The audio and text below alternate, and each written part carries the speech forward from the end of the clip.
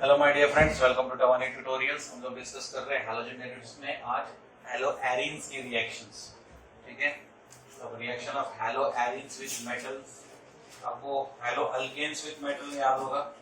हमारे पास haloalkane में था alkyl halide that was reacting with sodium metal in presence of pure and dry ether.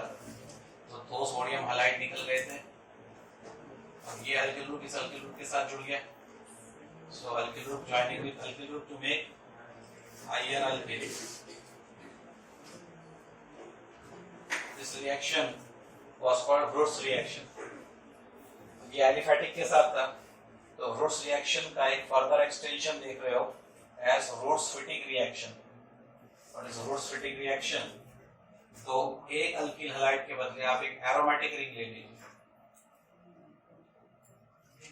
तो आपको यहाँ पर जो प्रोडक्ट मिलेगा वो क्या मिलेगा? एरोमेटिक रिंग के साथ अल्किल ग्रुप, बाकी सब तो सेम हो जाए। तो आधा हिस्सा ब्रुट्स की कहानी और आधा हिस्सा फिटिंग की कहानी, इसलिए इसको ब्रुट्स फिटिंग रिएक्शन बोलते हैं। साइंटिस्ट के नाम है। और अगर मैं सिर्फ फिटिंग रिएक्शन पूछूं आपको, तो ब्रुट्स में दोनों अल्किल थे, ब्रुट्स फिटिंग में एक ब्रुट्स का पार्ट लिया, एक फिटिंग का पार्ट लिया। सिर्फ फिटिंग रिएक्शन बोला तो दोनों साइड में क्या आ जाएगा? Aromatic ring. समझ में आ रहा है चीज? तो यहाँ पर भी क्या दिखेगा आपको? एक एरोमेटिक रिंग। समझे कौन सा गया? इस मॉलिक्यूल को क्या नाम दोगे? तो इधर भी फिनिल रिंग, इधर भी फिनिल, दो बार फिनिल रिंग, इसलिए बायफिनिल या बायफिनाइल इसका नाम हो गया। ठीक है, पक्का? और जो अपन ने ऐसा स्ट्रक्चर बनाए थे वो कौन हुआ?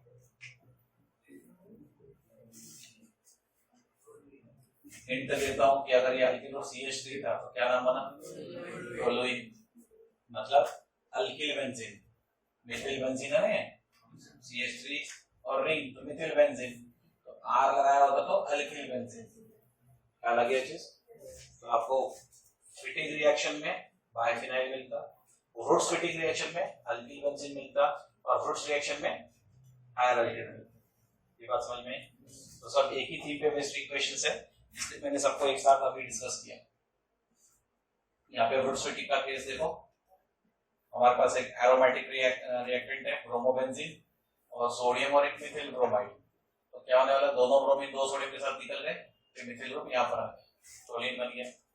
और प्योर फिटिंग रिएक्शन देखना है तो आप तो इसके दो मॉलिक्यूल्स ले लो, इसके दो मॉलिक्यूल्स ले लेंगे तो क्या होगा? दो क्लोरीन तैयार हो गए, दो सोडियम से रिएक्ट हो जाएंगे, तो हर एक रिंग की यहाँ की वैलेंसी फ्री हो गई, वो दोनों आपस में खाली वैलेंसी पे जुड़ जाएंगे, तो गिव द प्रोडक्ट कॉल्ड बायफिनाइल। अगर दोनों रिंग लिए तो फिटिंग रिएक्शन, एक रिंग और एक अल्किल हैलाइड लिया तो ब्रुट्स फिटिंग रिएक्शन, और दोनों अल्किल हैलाइड्स लिए तो ब्रुट्स रिएक्शन। समझा कि लिख के तो समझिए? Good. Nucleophilic substitution reactions of SN varieties. तो रिंग कंपाउंड्स की रिएक्टिविटी बहुत कम है as compare to alkyl halides. अगर हम अल्किल हैलाइड्स की रिएक्शन देखें कि RH है और मुझे इसमें OH चाहिए, हमने बड़े आसानी से ROH बना लिया विद हीटिंग। हीटिंग के जल्दी से मिल गया। हीटिंग की माइनर हीटिंग रहती है of the order of boiling, 50-60-100 degree centigrade के अंदर की हीटिंग। लेकिन अगर यही कहानी आपको रिंग कंपाउंड्स के साथ करनी है तो प्रोडक्ट तो बनेगा। टेम्परेचर, प्रेशर, कैटलिस्ट की बहुत ज्यादा जरूरत पड़ेगी। Require very high temperature, sometimes you require to add pressure, sometimes you need to add catalyst। ठीक है, तो अब सवाल ये है कि जब यहाँ पे अल्किल हैलाइड लेता हूँ तो बहुत कम कंडीशंस पे प्रोडक्ट बनते हैं, एरोमेटिक हैलाइड लेता हूँ तो वही से रिएक्शन कराने के लिए हमें रिएक्टिविटी बहुत लो क्यों मिलती है? बहुत कम रिएक्टिविटी होती है। तो आपको जवाब देना पड़ेगा कि रिंग करता है रेजोनेंस, बेंजीन रिंग रेजोनेंस होता है तो उसकी खुद की स्टेबिलिटी बहुत ज्यादा है, क्योंकि वो स्टेबल है तो किसी और से रिएक्ट करना नहीं चाहता। कोई भी कंपाउंड क्यों रिएक्ट करता है? इसलिए अपने आप को और एक्स्ट्रा स्टेबल बनाना है, और कोई पहले से ज्यादा स्टेबल है तो उसे एक्स्ट्रा स्टेबिलिटी की जरूरत नहीं है। इसलिए और दूसरा कार्बन है sp2 hybridized state of carbon. Alkyl halide की बात करें sp3 हाइब्रिडाइजेशन रहता है तो बॉन्ड लेंथ बड़ी हो जाती है, और अगर हम एरिल हैलाइड्स की बात करें यहाँ पे sp2 हाइब्रिडाइजेशन रहता है तो बॉन्ड लेंथ छोटी होती है, छोटे बॉन्ड को तोड़ने में एनर्जी ज्यादा लगती है, इसलिए एक्स्ट्रा हीटिंग की जरूरत पड़ती है। तो सेपरेटली जिनको बोर्ड से पढ़ना है उनके लिए मैंने कुछ नहीं बोला, सब भूल जाओ। जिनको एंट्रेंसेस देना है उनके लिए खास मैंने ये दोनों रीजंस आपको रीजन आउट करके दिए। अब रिएक्शंस की तरफ आ जाए। अगर मैं आपको सिचुएशन दूं कि मेरे पास है क्लोरोबेंजीन और इसका मुझे NaOH या KOH के साथ रिएक्शन करना है, आप NaOH ले लो, KOH ले लो, आपकी मर्जी। एक्सपेक्टेड प्रोडक्ट क्या है? Na metal, Cl non metal. Metal और नॉन मेटल एक दूसरे को लेके भाग जाएंगे, रिंग में क्लोरीन जाने से जगह खाली हो जाएगी और वहां पर फिर कौन आके फिट होगा? OH। समझ आ गया? इस टेम्परेचर को एग्जीक्यूट करने के लिए 623 केल्विन की हीटिंग लगती बेटा, which is a very huge temperature। लेकिन फिर लोगों ने बोला यार इतने हाई टेम्परेचर तो हमारे लेबोरेटरीज में बनते नहीं, जैसे हम एग्जीक्यूट कराने के लिए घर में भी नहीं कर सकते, घर का भी जो गैस का सिलेंडर का टेम्परेचर होता है इस लेवल को टच नहीं करते। डिग्री सेंटीग्रेड में कितना होगा? 623 minus 273, 3 minus 3 0, 12 minus 5 sorry 12 minus 7 5 और 5 minus 2 is 3, this is 350 degree centigrade। हम लोग higher temperature of side on the foam या लेबोरेटरी में 250 डिग्री सेंटीग्रेड तक ला सकते हैं, जो सुविधा है हमारे लेबोरेटरी में या घर में 900 डिग्री तक जा सकते हैं, मतलब ये ऑर्डिनरी टेम्परेचर नहीं होगा, ये स्पेशलाइज्ड लेबोरेटरीज में जनरेट किया जा सकता है। तो इतना हाई टेम्परेचर हर बार संभव नहीं है, मतलब ये प्रोसेस कॉम्प्लिकेटेड होगी। इसे इजी बनाने के लिए लोगों ने क्या किया, कंपैरिजन देखो, क्लोरोबेंजीन जो मैंने बनाया था उसमें एक नाइट्रो ग्रुप डाल दिया, तो now this is nitro chlorobenzene. ठीक है, नाम को समझने की कोशिश करो। सबसे पहले तो इस रिंग का नाम क्या है? बेंजीन। जब भी ऐसा हेक्सागोनल रिंग दिखे उसका नाम हो जाता बेंजीन। उसके साथ में क्लोरीन लगा है, इसमें क्लोरोबेंजीन, साथ में नाइट्रो भी लगा है, नाइट्रोक्लोरोबेंजीन। NO2 को नाइट्रो बोलते हैं, आपने इसके पहले भी पढ़ा हुआ है, KNO2 वगैरह पढ़े थे, AgNO2, KNO2। ठीक है, अब आपको ये भी क्लियर होना चाहिए कि जहां पे फंक्शन पढ़ा हो उसे 1 बोलते हैं या प्राइमरी पोजीशन, उसके अगल बगल वाले को 2 और 6 बोलते हैं या तो ऑर्थो बोलते हैं, 3 और 5 वाले को मेटा बोलते हैं, 4 वाले को। तो नाइट्रो अंकल खड़े कहां पर है?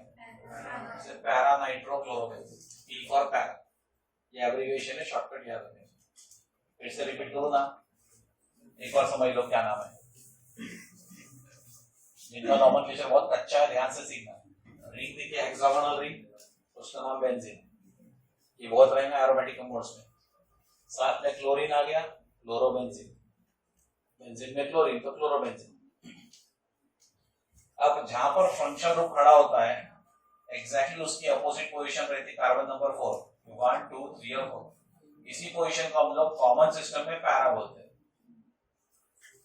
तो नाइट्रो ग्रुप कहां पे खड़ा है? पैरा पोजीशन पे, तो नाइट्रो के आगे हमने लगाया पैरा। पैरा अगर यहां खड़ा रहता तो मेटा बोलते, सॉरी पैरा नहीं, नाइट्रो अगर यहां खड़ा रहता तो मेटा नाइट्रो, यहां खड़ा रहता तो ऑर्थो नाइट्रो बोलते। ठीक है, और अगर आपको पैरा नहीं बोलना है तो 4 तो बोल ही सकते हैं, ये 1 ये 2 ये 3 और ये 4, 4 नाइट्रोक्लोरोबेंजीन, ये भी नाम आप उसको दे सकते हैं। ठीक है, नाम समझ गए? अब इंपॉर्टेंट बात ये है कि NaOH के साथ सिर्फ क्लोरोबेंजीन को रिएक्ट कर तो इतना टेम्परेचर लगा, लेकिन पैरा नाइट्रोक्लोरोबेंजीन को हीट कर रहा तो देखो NaOH के साथ रिएक्ट करता है, टेम्परेचर कम लगा, 623 से 433, 190 डिग्री सेंटीग्रेड कम हो गया। मतलब अब वो चीज हम घर पे भी करना चाहे तो कर सकते हैं, लेबोरेटरी में करना चाहे तब भी कर सकते हैं, क्योंकि अभी हमारे एग्जीक्यूट करने वाले रेंज में आ गया। ठीक है, तो दिमाग में घंटी बजी, अगर मैं ये नाइट्रो ग्रुप नहीं रखता हूँ, लेफ्ट साइड का इक्वेशन बन रहा है, नाइट्रो ग्रुप नहीं रखता हूँ तो मेरे को बहुत हाई टेम्परेचर की जरूरत पड़ती है, और नाइट्रो ग्रुप रख रहा हूँ तो टेम्परेचर की रिक्वायरमेंट घट गई, तो मेरे मन में लड्डू फूटा। एक नाइट्रो से टेम्परेचर घटा तो 2 नाइट्रो ग्रुप लगाओ तो और कम होना चाहिए, 3 लगा दो तो और लगा दो तो और लगा नहीं पाओगे, 3 के आगे लगा नहीं पाओगे, पूछो क्यों? भूल मत जाओ कि आपको हमने ये बोल के रखा है कि chlorobenzene is ortho and para directing molecule, 11 standard hydrocarbon chapter. तो इसमें जो भी अटैच होगा वो कहां का लग सकता है? ऑर्थो और पैरा पे। अभी अभी मैंने पोजीशंस बताई थी, 2 और 6 नाम की पोजीशन का क्या नाम है? 3 और 5 नंबर बेटा और ये 4 नंबर इज बेटा। ऑर्थो पोजीशन कितनी है? 2। पैरा पोजीशन कितनी है? नाइट्रो ग्रुप को मैक्सिमम कितनी बार ला सकूंगा? 3 बार ला सकूंगा। बस लालच आ गया तो करते चले फंस जाओगे, ठीक है। हमने ये देखा कि क्लोरोबेंजीन को फिनॉल बनाया, इस कंपाउंड का नाम फिनॉल है। नाम कैसे आया? ये रिंग को फिनिल रिंग भी बोलते हैं। फिनिल रिंग में अल्कोहल आया, OH अल्कोहल, तो नाम जोड़ा कैसे थे? तो यहां से लगा फिन और यहाँ के 2 अल्फाबेट हटा के यहाँ के 2 अल्फाबेट चिपका डाले। समझ में आ रहा है क्या? नाम में हमने यहाँ के आखिरी के 2 अल्फाबेट हटाए और यहाँ के आखिरी के 2 मेंटेन किए और उसके बदले यहाँ पे जोड़ दिया, तो स्पेलिंग क्या बन गई? BHN फिन और अल्कोहल का ऑल, नाम बन गया फिनॉल। इसी फिनॉल के पैरा पोजीशन पे यानी कि 4th पोजीशन पे कौन खड़ा है? नाइट्रो, तो पैरा नाइट्रो फिनॉल। ये बात ख्याल में आती है? तो मेरा मोटा मोटा आपको कहना भी ये है कि आपने टेम्परेचर की रिक्वायरमेंट को रिड्यूस कर दिया by using 1 nitro group. Nitro group आपने एक बार यूज किया, ठीक है। फोटो लेना है तो ले लेना, आगे बढ़ जाऊंगा, ये आगे देखने को नहीं मिलेगा, फोटो ले लो।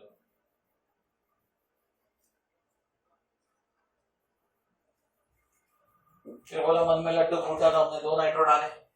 ध्यान देखो, ऑर्थो और पैरा पे डाले, मेटा पे नहीं डाल सकते। टेम्परेचर पे फोकस करो, 443 से 433 से 403, टेम्परेचर कम हो गया। अब लेकिन नाइट्रो ग्रुप कितनी बार आ गए? तो इट इज डाइनाइट्रो।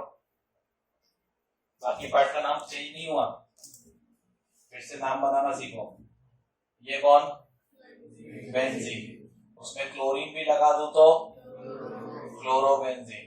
उसमें अगर मैं एक नाइट्रो लगाऊं तो नाइट्रोक्लोरोबेंजीन, दूसरा भी नाइट्रो लगा दूं तो डाइनाइट्रोक्लोरोबेंजीन। कहां पे खड़े ये 1 पोजीशन, ये 2, ये 3 और ये 4। तो नाइट्रो पहला कहां खड़ा है? 2 पे, दूसरा नाइट्रो कहां खड़ा है? 4 पे। तो डाइनाइट्रो कहां पे खड़े? 2 एंड 4 पे, इसलिए 2,4। नाम समझा कि ऊपर से समझ गए। अभी प्रोडक्ट साइड में चलो, इतने हिस्से का नाम क्या रखा हमने? फिनॉल। फिनॉल में सेकंड नंबर पे कौन है? 4 नंबर पे कौन है? नाइट्रो कितनी बार है? डाई का मतलब 2। कहां कहां खड़ा है वो नाइट्रो? और 2,4 डाइनाइट्रो फिनॉल। नाम थोड़ा थोड़ा समझ रहे हैं? तो हमने ये देखा कि भाई एक नाइट्रो के मुकाबले 2 नाइट्रो लाए तो टेम्परेचर रिक्वायरमेंट और कम हो गई, मतलब रिएक्शन फास्ट होगा कि स्लो होगा? फास्ट होगा। कम टेम्परेचर मतलब कम टाइम में हीट होगा, मतलब जल्दी हो जाएगा।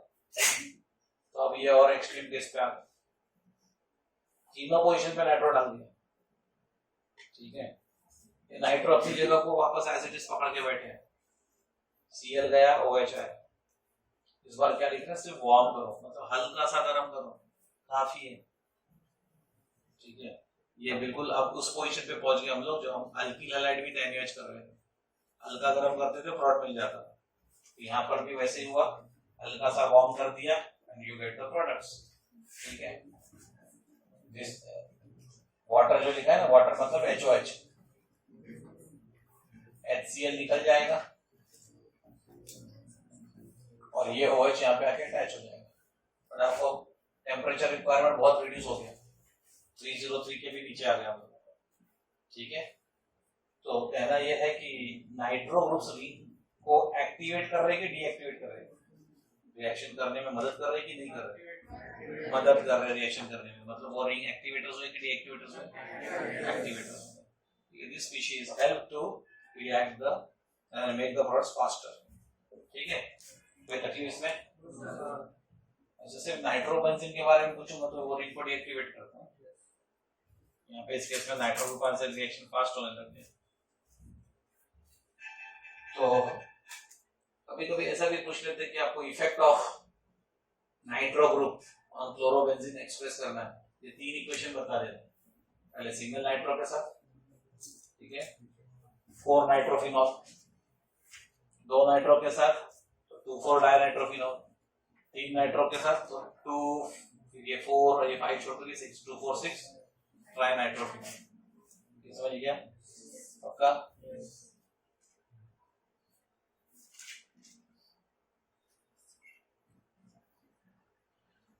जो भी रिएक्शन अभी मैंने बताया उसमें हम न्यूक्लियोफाइल सब्स्टिट्यूशन कर रहे थे, यानी हैलोजन जा रहा था और अल्कोहल आ रहा था, तो वो एसएन कैटेगरी की रिएक्शन होगी, न्यूक्लियोफिलिक सब्स्टिट्यूशन रिएक्शन। अब एक नई वैरायटी सीख रहे हैं आप, electrophilic substitution reaction. Electrophilic substitution reaction, सबसे पहले तो ये समझ लो कि हमारे रिंग में क्या क्या है। बेंजीन रिंग में हमने अगर क्लोरीन लगा दिया तो दिस इज क्लोरोबेंजीन। इस पूरे पार्ट को हम प्लस और इस पार्ट को माइनस बोल सकते हैं। इसका मतलब कि क्लोरीन कौन था? नेगेटिव, यानी कि न्यूक्लियोफाइल था। ये रिंग का बिहेवियर क्या हो गया? पॉजिटिव, यानी कि इलेक्ट्रोफाइल। ये वर्ड याद है? Negative charge nucleophiles, positive charge electrophiles. तो अभी तक हम क्या कर रहे थे? क्लोरीन को भागा भागा के उसमें OH ला रहे थे, मतलब एक न्यूक्लियोफाइल आउट, दूसरा न्यूक्लियोफाइल इन। एसएन रिएक्शन में यही कर रहे थे हम। मेथिल ब्रोमाइड में, टी ब्यूटिल ब्रोमाइड में हैलोजन ब्रोमाइड जा रहा था और OH आ रहा था। तो पिछले रिएक्शंस में जहां 1, 2 और 3 नाइट्रो ग्रुप लगे थे, वहां पर क्लोरीन हटा और OH आया, मतलब वहां पे हमने किसको रिप्लेस किया? न्यूक्लियोफाइल को सब्स्टिट्यूशन किया न्यूक्लियोफाइल की मदद से, सब्स्टिट्यूशन न्यूक्लियोफिलिक रिएक्शन। लेकिन अब चेंज क्या है? हमारा टाइटल बोल रहा है इलेक्ट्रोफिलिक सब्स्टिट्यूशन रिएक्शन करना है, मतलब मुझे इस पार्ट पे फोकस करने की जरूरत नहीं। पिछले बार क्या हो रहा था? जब हम न्यूक्लियोफाइल पे फोकस कर रहे थे, इसको फोकस नहीं कर रहे थे, ये जैसा था कॉपी पेस्ट हो रहा था। इस बार हम यहाँ पे चेंजेस करेंगे तो उसको कॉपी पेस्ट करते रहना, क्योंकि उसमें रिएक्शन नहीं होगा। डिफरेंस समझ में आ भी रहा है कि नहीं आ रहा? व्हेन आई से कि इलेक्ट्रोफिलिक सब्स्टिट्यूशन, तो मुझे सारा कुछ इधर करना है, कि जो भी रहेगा रिएक्टेंट से प्रोडक्ट कॉपी होता रहेगा। और पिछले बार क्या हो रहा था? न्यूक्लियोफिलिक सब्स्टिट्यूशन रिएक्शन, तो हम इसे बदलते थे और ये रिंग का पार्ट जैसा था प्रोडक्ट में कॉपी होता था। दिखाओ पीछे के इक्वेशंस की समझ लें, ठीक है। तो अब पहला रिएक्शन हैलोजिनेशन, इस कैटेगरी का फर्स्ट रिएक्शन हैलोजिनेशन, मतलब रिंग में हमें क्या जोड़ना है? हैलोजन। क्लोरीन जोड़ेंगे तो क्लोरीनेशन, ब्रोमीन जोड़ेंगे तो ब्रोमिनेशन, इस तरह से हम नाम दे सकते हैं। तो ये आ गया आपका क्लोरीनेशन का रिएक्शन। हैलोजिनेशन के एग्जांपल के तौर पे हम ले रहे हैं क्लोरीनेशन। इंटरेस्टिंग बात है कि हमारे पास पहले से क्लोरीन इन बेंजीन अवेलेबल है, इसका नाम क्या बन गया? फिर ये रिंग के चलते बेंजीन साथ में क्लोरीन जुड़ा है तो क्लोरोबेंजीन, नाम समझ में आया? अब आपके मेमोरी में ये डाल के रख लो बेटा, नहीं तो आपको मैंने आपको बताया रखा था, चार्ट बना के रखो जिसमें ऑर्थो पैरा की लिस्ट अलग से बने और मेटा की लिस्ट अलग से बने, एक सेपरेट पेज डेडिकेटेड रखो। ऑर्थो पैरा में ऑलरेडी आप टोलुइन देख चुके हो, आज नए से एक चीज आ रही इसमें, क्लोरोबेंजीन, ठीक है। तो ऑर्थो पैरा की लिस्ट बनाते रहो, जैसे जैसे मेटाएंगे उसकी भी लिस्ट बना लेंगे। अब ऐसे ये प्रिंटेड लिस्ट आपके टेक्स्ट बुक्स में मिलती है 11th स्टैंडर्ड में, ठीक है, when you see the chapter for hydrocarbons. खुद बनाओगे तो याद रहेगा। ये पोजीशन पे क्लोरीन लगा है, जैसे ही क्लोरीन लग गया तो ये ऑर्थो पैरा डायरेक्टिंग हो गया। ऑर्थो पोजीशन कौन सी है? नंबर 2 और number 4 positions are called ortho positions, और नंबर 4 पोजीशन, नंबर 2 और number 6 is ortho, number 2 and number 6, 2 and 6 is ortho, number 4 is para, इसकी स्पेलिंग ORTH ऑर्थो, इसकी स्पेलिंग PARA पैरा। हमें स्पेलिंग नहीं लिखनी है, सिर्फ सिंबल लिखना रहता है। तो सिंबल भी नहीं लिखना तो नंबर लिख देना, नंबर लिखो या सिंबल लिखो चलेगा, उसका फुल फॉर्म बोलने की जरूरत नहीं है। तो बच्चों अगर हमारा ये डिसाइडेड है कि क्लोरोबेंजीन ऑर्थो और पैरा डायरेक्टरी मॉलिक्यूल है, मतलब जो कुछ भी आएगा वो कहाँ का अटैच होगा, ऑर्थो और पैरा पोजीशन पे, मेटा पोजीशन पे कभी भी नहीं जाएगा। तो आपके पास क्लोरीन मॉलिक्यूल है, सोचो यहाँ पे हाइड्रोजन भी है, रहता नहीं रहता, तो ये H और ये Cl मिलाकर बना लिया HCl, और ये क्लोरीन जो खाली हो गया वो इस जगह पे आ गया तो बन गया यहाँ पर अटैचमेंट। ये समझ आया क्या? तो यहाँ का हाइड्रोजन आउट हुआ और क्लोरीन से सब्स्टिट्यूट हुआ सबका। अब यही कहानी आप यहाँ पर भी तो कर सकते हैं कि पैरा पोजीशन में भी हाइड्रोजन है, एक एक्स्ट्रा मॉलिक्यूल ऑफ क्लोरीन दे दिया, ये HCl और से निकल गए और इस जगह पे क्लोरीन आके अटैच हो जाएगा, ऐसा दिखेगा। हाँ, अब नाम देने की जरूरत आ गई प्रोडक्ट्स को। रिएक्टेंट का नाम क्लियर है, रिंग इज बेंजीन, एक क्लोरीन है तो क्लोरोबेंजीन। अब यहाँ पे नाम देखते हैं, ये फर्स्ट कार्बन पे क्लोरीन और ये सेकंड कार्बन पे क्लोरीन, इतना हिस्सा का नाम बेंजीन। क्लोरीन कितनी बार आए, इसलिए डाइक्लोरो, इस जगह पे खड़े हो तो 1,2 डाइक्लोरोबेंजीन। ठीक है, अब इधर सोचो, इसका नाम क्या, बेंजीन। क्लोरीन कितने डाले, इसलिए डाइक्लोरोबेंजीन। कहाँ का खड़े हैं दोनों क्लोरीन, 1 और 4, तो 1,4 डाइक्लोरोबेंजीन। नाम समझे? अब एक यूनिक चीज जो आपको देखने को मिल रही, या 1,4 डाइक्लोरोबेंजीन नीचे लिखा है मेजर प्रोडक्ट और 1,2 डाइक्लोरोबेंजीन के नीचे लिखा माइनर प्रोडक्ट, मतलब ये इक्वल प्रोपोर्शन में नहीं बने, इसलिए हम लोग एरोमेटिक इक्वेशन को बैलेंस नहीं किए, वो इक्वल क्वांटिटी में नहीं बनते, इसलिए इसे बैलेंस नहीं किया। अब जो सवाल आपके दिमाग में आया होगा कि सर आपको कैसे मालूम ये मेजर और वो माइनर, तो टिपिकल टीचरों का आंसर है टेक्स्ट बुक्स में ऐसा दिया है, बट इसके पीछे एक सिंपल सा रीजन है, कॉमन सेंस वाला आंसर। सास बहू वाली कहानी आपको समझाई मैंने, जितना दूर उतनी ज्यादा स्टेबिलिटी, और जितने पास उतने ज्यादा झगड़े, उतने ज्यादा रिपल्सिव फोर्सेस, तो उतनी अनस्टेबिलिटी। यहाँ पे दोनों क्लोरीन पास में, तो इनके इलेक्ट्रॉन्स एक दूसरे को रिपेल करेंगे ज्यादा, और यहाँ पे दोनों क्लोरीन एक दूसरे से बहुत दूर है, तो इनके इलेक्ट्रॉन्स एक दूसरे को रिपेल करेंगे बहुत कम, तो बहुत कम रिपल्शन मतलब बहुत ज्यादा स्टेबिलिटी, इसलिए ज्यादा बनेंगे। बहुत ज्यादा रिपल्शन इसलिए बहुत कम स्टेबिलिटी, इसलिए टिक नहीं पाएंगे ज्यादा मात्रा में, इसलिए कम नहीं मिलेंगे माइनर प्रोडक्ट। आप समझा मेजर माइनर? रीजनिंग एक्सप्लेनेशन देने की जरूरत नहीं है, बुक्स में नहीं है, यू कैन सेफली अवॉइड। ठीक है, या तो एक थंब रूल रख लो, पैरा हमेशा मेजर रहता है, ऑर्थो हमेशा माइनर रहता है, देयर कैन बी एक्सेप्शन, जो कभी और बताऊंगा। पैरा हमेशा मेजर, ऑर्थो माइनर, ये भी आप रट्टा मार सकते हैं। जिनको रट्टा मारने में ताकत है वो एक एटलीस्ट का भी नाम याद रख लेंगे, ठीक है, जिनको रटना आता है। जो नहीं रट सकते एटलीस्ट इतना ध्यान रख लो कि ऑर्थो पे एक प्रोडक्ट मिल रहा है, पैरा पे दूसरा प्रोडक्ट, तो वो ऑर्थोपैन से 1,2 डाइक्लोरो हो गया और ये पैरापैन से 1,4 डाइक्लोरो हो गया।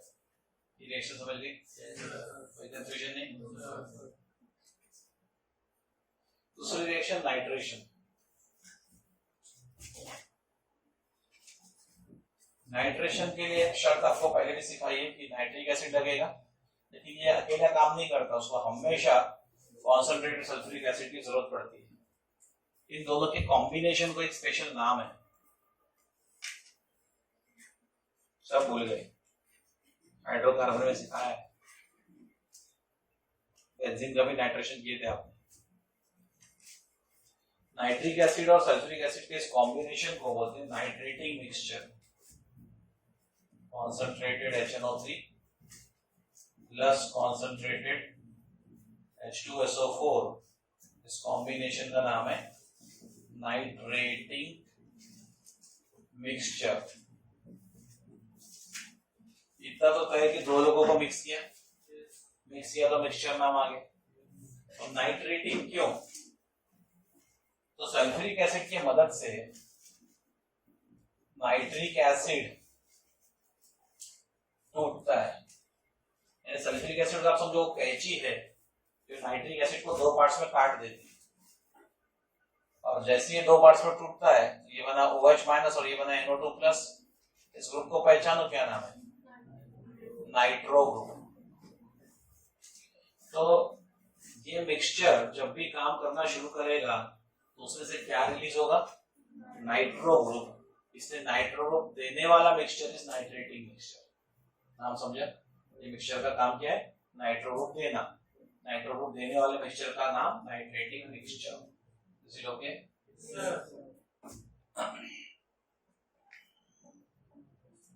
अब यहाँ पे नाइट्रेशन का रिएक्शन बिल्कुल वैसा ही है जैसे क्लोरीनेशन का रिएक्शन। क्लोरोबेंजीन का रिएक्शन, और chlorobenzene is dash directing molecule, ortho and para. ठीक है, तो मतलब नाइट्रो ग्रुप कहाँ आना अलाउड है? ऑर्थो पे आएगा, पैरा पे आएगा, मेटा पे नहीं आ सकता। पिछली बार हमने यहाँ पे क्लोरीन लेकर यहाँ पे क्लोरीन जोड़ा था और यहाँ पे क्लोरीन देखा कि यहाँ क्लोरीन जोड़ा था। इस बार नाइट्रिक एसिड है। इक्वेशन का फॉर्मेट वो समझना जो मैं बताता हूँ। कॉन्सेंट्रेट सल्फ्यूरिक एसिड के प्रेजेंस में कॉन्सेंट्रेटेड नाइट्रिक एसिड को मैं ऐसे लिखूंगा, HONO2। इन लो बेटा, एक H, 2 + 1 3 ऑक्सीजन और 1 नाइट्रोजन। ये फॉर्मूला ऐसा लिखोगे तो आपको याद रखना आसान जाएगा। ऑर्थो पोजीशन का हाइड्रोजन नाइट्रिक एसिड से OH के साथ रिएक्ट करके वाटर बना लेगा, गिनो तो H2O। आपको गाना याद है ना? हाइड्रोजन से ऑक्सीजन मिलाते चलो, प्यार की गंगा यानी पानी की गंगा बहाते चलो। ये जगह खाली हो गई, उस खाली जगह में ये नाइट्रो ग्रुप आके सेटल हो गया। ये समझिए। तो ऑर्थो वाला रिएक्शन दिखाया, पर ये मॉलिक्यूल ऑर्थो पैरा डायरेक्टिंग, मतलब ऑर्थो के अलावा पैरा पे भी अटैक होगा। तो पैरा पोजीशन का जो हाइड्रोजन होगा वो कॉन्सेंट्रेटेड नाइट्रिक एसिड के साथ रिएक्ट करेगा, HNOH gives you water। ये नाइट्रो ग्रुप यहाँ के अटैच होगा तो ऐसा दिखेगा। ये समझिए पक्का? अब टाइम आ गया इनको नाम देने का। इसको पहचानो, बेंजीन। इसके फर्स्ट पे कौन खड़ा है? तो 1 क्लोरो। 4 पे कौन खड़ा है? तो 4 नाइट्रो। नाम समझ आया? अब इसी तरह से इसका भी नाम बनाते हैं। इसका नाम क्या हुआ? बेंजीन। रिंग जब भी दिखे तो बेंजीन। अब ये 8-10 बार आज क्या ही हो गया, रिंग दिखे तो बेंजीन। फर्स्ट पोजीशन पे कौन दिख रहा है? तो 1 क्लोरो। नाइट्रो कहाँ खड़ा है? ये 1 है तो ये 2, तो इसलिए 2 नाइट्रो। ठीक है, कोई कंफ्यूजन नहीं? ये हो गया नाइट्रेशन का रिएक्शन। तीसरा इंपॉर्टेंट रिएक्शन सल्फोनेशन। सल्फोनेशन का मतलब क्या होता है? सल्फोनिक एसिड ग्रुप को रिंग में जोड़ना। हमने सल्फ्यूरिक एसिड दिया है। फ्यूमिंग का मतलब कॉन्सेंट्रेटेड। एसिड बहुत कॉन्सेंट्रेटेड रहती है उसमें से धुआं निकलता है, फ्यूम्स। एसिड बहुत कॉन्सेंट्रेटेड रही तो आपको ऐसा लगेगा कि उसमें से धुआं निकल रहा है, तो हम बोलते हैं उसके फ्यूम्स निकल रहे हैं। तो फ्यूमिंग नाइट्रिक एसिड या तो सल्फ्यूरिक एसिड या तो कॉन्सेंट्रेटेड सल्फ्यूरिक एसिड। मैंने तो बोला सल्फोनिक एसिड का ग्रुप इज सल्फोनेशन, यहाँ तो सल्फ्यूरिक एसिड दिया। H2SO4 तो हम ऐसे लिख सकते हैं क्या? HO SO3H तीनों पर H2S 3 और 1 मिला के 4 ऑक्सीजन हो गया। H2 ये S और ये 4 ऑक्सीजन। इसमें से ये वाला जो हिस्सा है बच्चों SO3H, इसको बोलते हैं सल्फोनिक एसिड ग्रुप।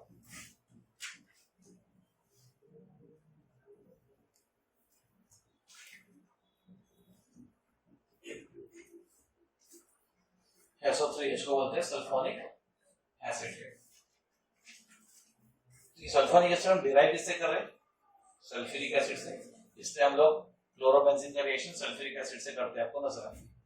ठीक है, और सल्फ्यूरिक एसिड का H2SO4 पैटर्न में मत लिखना, इस पैटर्न में लिखने की आदत डाल दो।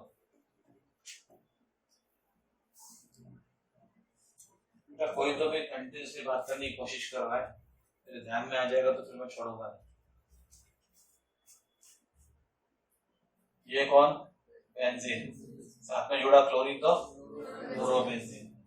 ठीक है, किसके साथ रिएक्शन करना अलाउड है, किसके साथ मना है? रिंग के साथ या क्लोरीन के साथ? क्लोरीन के साथ रिएक्शन करना मना है क्योंकि वो न्यूक्लियोफाइल है, और हमें रिएक्शन जो करने हो किसके? इलेक्ट्रोफाइल के। तो रिंग इज इलेक्ट्रोफाइलिक पार्ट, हम जो भी रिएक्शन करते आ रहे पिछले दोनों तीनों सब किसके साथ कर रहे थे, रिंग के साथ। क्लोरीन को बदला अगर OH से तो न्यूक्लियोफिलिक सब्स्टिट्यूशन रिएक्शन, रिंग के हाइड्रोजन को बदला क्लोरीन से तो इलेक्ट्रोफिलिक सब्स्टिट्यूशन रिएक्शन, रिंग के हाइड्रोजन को बदला नाइट्रो ग्रुप से इलेक्ट्रोफिलिक सब्स्टिट्यूशन रिएक्शन। इस बार रिंग के हाइड्रोजन को अब रिप्लेस करेंगे सल्फ्यूरिक एसिड के SO3H से, ये मॉलिक्यूल ऐसा लिखा। आगे का रिएक्शन किसके ध्यान में आ रहा है भाई, क्या होने वाला है, ये H और OH मिलकर वाटर बना लेंगे और SO3H वाला यूनिट इस हाइड्रोजन की जगह पे आके अटैच होगा। ठीक है, अब इसके अलावा जो कहानी ऑर्थो पोजीशन पे हो सकती है, पैरा पोजीशन पे भी तो हो सकती है। तो पैरा पोजीशन पे भी हाइड्रोजन होगा। सल्फ्यूरिक एसिड वैसा मत लिखो, HO SO3H, ये H और OH मिलके वाटर बन जाएगा और ये SO3H आके पैरा पोजीशन पे अटैच हो जाएगा। ये बात समझ में आएगी? Yes sir. इसके नाम थोड़े से इंटरेस्टिंग है। अभी तक हम क्लोरीन को नंबर क्या दे रहे थे, अभी क्लोरीन को हमने नंबर 1 नहीं दिया, इसे नंबर 1 दिया। क्लोरीन इज 2, इसे नंबर 1 दे रहे, this is 2 3 and this chlorine is at 4। Change दिखा क्या पहले ये बताओ? अभी तक क्लोरीन को 1 बोल रहे थे, अब क्लोरीन को 1 बोलना शुरू नहीं किया, इंस्टेड उसको कुछ भी नंबर जो आएगा देंगे और सल्फोनिक एसिड को नंबर 1 दे रहे हैं। यहाँ पर भी रॉन्ग है। फंक्शन उसकी प्रायोरिटी होती है। जैसे अगर क्लास में खान सर खड़े, मनोज सर खड़े, मैं खड़ा, तीनों एक साथ खड़े, ठीक है, और आपको एग्जाम के लिए बेस्ट ऑफ लक चाहिए। आपका कल बोर्ड एग्जाम, नीट एग्जाम है, JEE एग्जाम है, जो भी, आप टीचर का आशीर्वाद लेने को आए, ब्लेसिंग्स, सबसे पहले किसका लोगे? बाद में मतलब तुमने ये भी नहीं सोचा मुझे बुरा लगेगा। तुमको मालूम है बहुत क्लियर कट की प्रायोरिटी ऑर्डर क्या होता है, बस ये हायरार्की प्रायोरिटी। ठीक है, सबसे बड़े फंक्शन को हम नंबर 1 पे डालेंगे, थोड़े लोअर फंक्शन को बाद में डालेंगे और लोअर फंक्शन को बाद में डालेंगे। समझ में आ रहा है क्या होगा? ऐसा गेम हम हर जगह करते हैं। जब भी एक से ज्यादा फंक्शन ग्रुप आ जाते हैं तो बड़े फंक्शन ग्रुप को जिसकी प्रायोरिटी ज्यादा होती है उसे लोअर नंबर देते हैं और लोअर फंक्शन को हायर नंबर देते हैं। तो बोलिए सर ये बड़ी नाइंसाफी है, लोअर फंक्शन को हायर नंबर, हायर फंक्शन को लोअर नंबर, होना क्या चाहिए था? बड़ा फंक्शन को बड़ा नंबर, छोटा फंक्शन को छोटा नंबर। कॉमन सेंस, बकवास। तुम्हारे स्कूल में जिस बच्चे को सबसे ज्यादा नंबर आते थे उसको सबसे छोटा रैंक देते थे। समझ रहा है क्या बोलना चाह रहा हूँ? कि उसकी प्रायोरिटी फर्स्ट है। जिसको सबसे घटिया नंबर आए थे उसको लास्ट नंबर दे रहे थे, तो जिसके मार्क्स कम थे उसकी प्रायोरिटी कम थी, इसलिए नंबर बढ़ा गया। जिसके मार्क्स ज्यादा थे उसकी प्रायोरिटी ज्यादा थी, उसको नंबर कम दिया गया। ये समझ में आ रहा है? क्लियर रहेगा? तो घोटाला तो नहीं करोगे, बड़े प्रायोरिटी का फंक्शन तो बड़ा नंबर। पहले क्लास में 60 बच्चे थे, जिसको हाईएस्ट मार्क्स आए 100 आउट ऑफ 100 उसको दे दिया अपन ने रैंक 60। 60 बच्चों की क्लास में तो क्या सोचा आपने? सबसे हायर नंबर लाया तो सबसे हायर नंबर अलॉट कर दो। चलेगा कैसा? नहीं। तो ये चीज ध्यान रखना, IUPAC कोई जादूगर नहीं है, कुछ उटपटांग नियम नहीं बनाता, कॉमन सेंस वाले ही नियम बनाता जो कन्वीनियंट टू अंडरस्टैंड।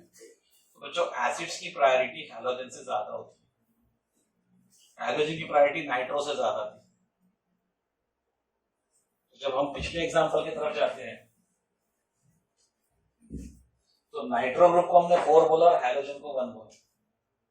इसका मतलब क्या है? हैलोजन की प्रायोरिटी नाइट्रो से ज्यादा है। ठीक है, और यहाँ की प्रायोरिटी में क्या हो रहा है? एसिड की प्रायोरिटी, सल्फोनिक एसिड की प्रायोरिटी हैलोजन से ज्यादा है, इसलिए सल्फोनिक एसिड को 1 बोलेंगे और हैलोजन को जो नंबर जाएगा उसको सेकेंडरी नंबर अलॉट करेंगे। ये समझे? तो इस कहानी को आप ऐसे समझो कि chlorine is as good as मोनोसर। हम 3 टीचरों में क्लोरीन का रोल यहाँ पे कैसा हो गया? मोनोसर के जैसा। सल्फोनिक एसिड ग्रुप का रोल हो गया खानसर जैसा, और आशीष सर का ग्रुप नाम कैसा हो गया? नाइट्रो ग्रुप जैसा। तो अगर आपको खानसर और मोनोसर में किसी एक को चुनना पड़े to take the blessings first, first priority खानसर, हायर फंक्शन ग्रुप प्रायोरिटी 1, और क्लोरीन उस समय सल्फोनिक एसिड खानसर, क्लोरीन मोनोसर, तो मोनोसर की प्रायोरिटी यहाँ पे लोअर आ गई, तो हायर नंबर गया। अब क्लोरीन और नाइट्रो वाला कंपाउंड याद करो, यानी मोनोसर और आशीष सर, तो वहां पे अब कौन बड़ा है, दोनों सब। तो क्लोरीन को 1 प्रायोरिटी दे दी और नाइट्रो को लोअर प्रायोरिटी। अब कुछ मोटा मोटा ध्यान में आने लगा कैसे डिसाइड हो रहा है। आपको धीरे धीरे ये सीखने का मौका मिलता रहेगा कि किस फंक्शन की इज्जत कितनी ज्यादा और किसकी कितनी कम। तो अभी अपन ने 3 लोग को तो कंपेयर कर, नाइट्रो ग्रुप से ज्यादा इज्जत, हैलोजन से बड़ी इज्जत। तो जब नाइट्रो और हैलोजन आए तो सबसे पहले नंबर किसको दूंगा, हैलोजन। और हैलोजन और एसिड आया तो समझ में आया, रीजनिंग के साथ समझ रहा। चलो, तो इसलिए मैंने इस बार काउंटिंग कहां से शुरू करनी है, समझा क्या। एसिड को दिया लिस्ट नंबर, इसका नाम क्या है, सल्फोनिक एसिड। इसका नाम है सल्फोनिक एसिड, ठीक है, sulphur containing acid sulphonic acid. और क्लोरीन को फिर अब जो नंबर आएगा वो नंबर अलॉट करूंगा, ठीक है। नाम देने की शुरुआत करें, अरे हाँ है ना। रिंग का नाम, उसमें क्या जोड़ा, SO3 सल्फोनिक HNA एसिड। तो पूरा मिला के क्या जोड़ दिया, तो बेंजीन में जोड़ा सल्फोनिक एसिड। तो अगर मैं सिर्फ इतने पार्ट पे फोकस करूं तो दिस इज बेंजीन, लेकिन अगर मैंने इतने पार्ट पे फोकस किया, this is benzene sulphonic acid. और फिर मेरे ध्यान में आया कि नंबर 2 पे क्लोरीन भाई साहब लटक लिए, तो 2 क्लोरो नाम देना, समझ गए। अगले मॉलिक्यूल का नाम देखते ब्रेकअप कर करके। This much is benzene sulphonic acid. फिर मेरे ध्यान में 1 2 3 4 पे कौन खाली छोड़ गया, तो क्लोरीन 4 पे खड़ा है, इसमें 4 क्लोरो, ठीक है। तो कंफ्यूजन अभी, और यहाँ पे क्लोरीन को 1 क्यों नहीं बोला, ये क्लियर। सारे केसेस में 1 बोल रहे थे, अभी नहीं बोला, ठीक है, क्योंकि सल्फोनिक एसिड क्लोरीन से बड़ा फंक्शन होता है, इससे सल्फोनिक एसिड हमेशा 1 और क्लोरीन को जो नंबर आता रहे देते जाओ। कोई कंफ्यूजन नहीं। अब आप में से कुछ बच्चे और होशियार रहते, वो बोलते सर ये 2 नहीं 6 होना चाहिए, ये 1 ये 2 ये 3 ये 4 ये 5 ये 6। मैंने पूछा एक बार एक बच्चे को, सर बेटा ये 2 के बजाय 6 क्यों बोल रहे, तो पिछली बार भी आपने गिनती ऐसी करी थी, अभी भी मैं गिनती ऐसी करूँ। नियम का ऐसा नहीं है कि मैंने ऐसा किया था सिर्फ तुमको हर बार ऐसे ही करना है। नियम क्या बोलता है, फंक्शन को लिस्ट नंबर देने के बाद जो भी एडिशनल ग्रुप्स होंगे उसको भी अगर लिस्ट नंबर दे सकते तो काउंटिंग उस डायरेक्शन से शुरू करते हैं। फंक्शन को लिस्ट नंबर देने के बाद अगर एडिशनल ग्रुप्स को लिस्ट नंबर दिया जा सकता है तो देना चाहिए, नहीं दिया जा सकता तो फिर ऑप्शन नहीं बचा। यहाँ दे सकते थे, उससे काउंटिंग इस मॉलिक्यूल में ऐसे चलेगी, ना कि ऐसे। समझ आ गया, ठीक है। तो आपको सल्फोनेशन भी समझ गया। इसके बाद फ्रीडल-क्राफ्ट रिएक्शन। ऐसा लग रहा होगा बेंजीन चैप्टर रिपीट हो रहा है, सेम सीक्वेंस में। अभी रुको, अगला चैप्टर आने दो, अल्कोहल फिनॉल ईथर। उसमें फिनॉल में सेम रिएक्शंस रिपीट, ईथर में same reaction repeat in same sequence. तो धीरे धीरे क्या होने लगेगा, रिवीजन होते जाएगी। 1-2 बार लेकिन खुद पढ़ लोगे ना तो फिर मजा आएगा।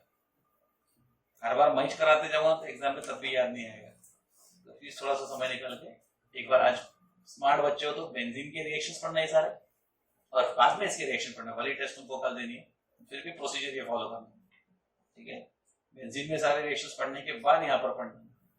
फिनॉल में सिखा दूंगा आगे चैप्टर में, तो बेंजीन फिर ये चैप्टर फिर फिनॉल के रिएक्शंस, ऐसा कैसा रिदम बनता जाएगा तुम्हारे दिमाग में, तो परमानेंट याद होगा। इग्नोर मारोगे तो मार्क्स में तुम्हारे को उस हिसाब से मिलेंगे। अगर आप अपने आप को होशियार समझते हो तो समझो, क्योंकि वो सिर्फ आप समझते हो, साबित नहीं कर पाओगे। साबित करना है आपके होशियारी तो जो प्रोसीजर बताना उसको फॉलो करो। फ्रीडल-क्राफ्ट के 2 वैरायटीज होते हैं, याद है क्या। फ्रीडल-क्राफ्ट की 2 वैरायटीज, एक अल्काइलेशन रिएक्शन और एक असाइलेशन रिएक्शन, ठीक है। तो फ्रीडल-क्राफ्ट में अब अल्काइलेशन रिएक्शन के अल्किल ग्रुप डोनर चाहिए, ये कैटलिस्ट फिक्स्ड है बेटा फ्रीडल-क्राफ्ट में। ये अल्किल क्लोराइड लिखा गया RH, मिथिल क्लोराइड। ये मॉलिक्यूल किस तरह का नेचर का है, ऑर्थो एंड पैरा डायरेक्टिंग। अभी तक कोई भी मेटा पे रिएक्शन किया किसने, आगे भी नहीं करने वाला। ऑर्थो पोजीशन का हाइड्रोजन इस क्लोरीन के साथ निकल के क्या बना के HCl। ये जगह खाली हुई तो वहां पे कौन आके अटैच हो गया CH3।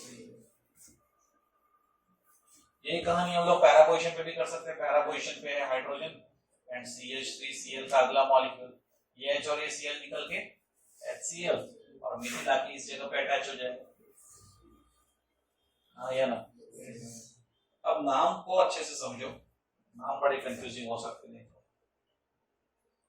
स्मार्ट बच्चा इस नाम को समझा सकता है कि हमने 2 क्लोरो और 4 क्लोरो क्यों बोला होगा। सर क्लोरीन की प्रायोरिटी अल्किल ग्रुप से कम है, इसलिए क्लोरीन को नंबर बाद में दिया और अल्किल ग्रुप को पहले दिया। Very good. क्या बोली इसने समझा? हमने पैरेंट किसे माना? टोलुइन को। Mithil benzene is called toluene, ये पता है? Mithil benzene is called toluene. ये हमारा पैरेंट कंपाउंड हो गया, तो इसमें पैरेंट में यूनिट फंक्शन 1 ये रहा। तो क्लोरीन कहाँ खड़ा है? 2 पे, इसलिए 2 क्लोरोटोलुइन। और अगर इस नाम पे जाए तो this much part is again toluene. तो टोलुइन बोला तो ये पोजीशन 1 हो गई, ये 2, ये 3 और ये 4। तो क्लोरीन कहाँ खड़ा है? तो 4 क्लोरोटोलुइन। ठीक है। अभी थोड़ी सी एक इंटरेस्टिंग बात बताऊं। हमने यहाँ पे टोलुइन को पैरेंट माना, इसलिए क्लोरीन 2 और 4 पे गए। इन प्रायोरिटी वाइज अल्किल ग्रुप से ज्यादा प्रायोरिटी हैलोजन की होती है। अल्किल ग्रुप से ज्यादा प्रायोरिटी हैलोजन की होती है।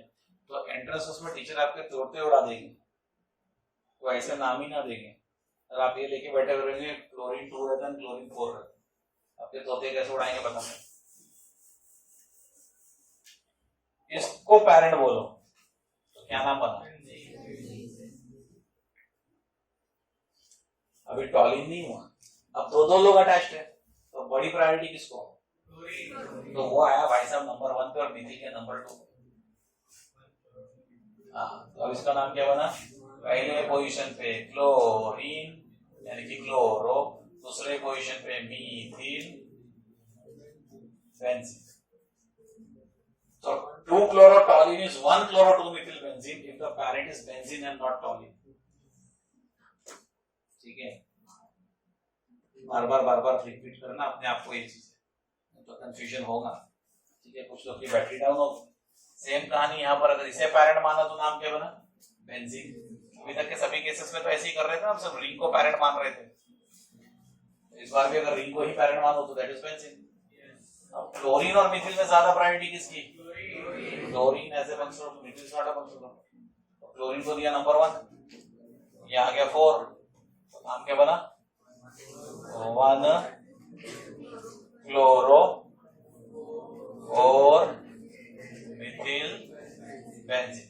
बेटा पैरेंट बेंजीन डालोगे तो क्लोरीन गेट्स मोर प्रायोरिटी और मिथिल।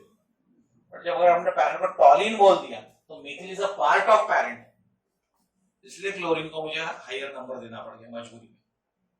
और else chlorine is not a lower function than methyl. ये चीज मैं एम्फसाइज करवाना चाह रहा हूं। क्लोरीन मिथिल से बड़ा फंक्शन ग्रुप ही है। अगर टॉलिन को पैरेंट मान लिया तो क्लोरीन ब्रांच में चले गए ना सब्स्टिट्यूएंट में।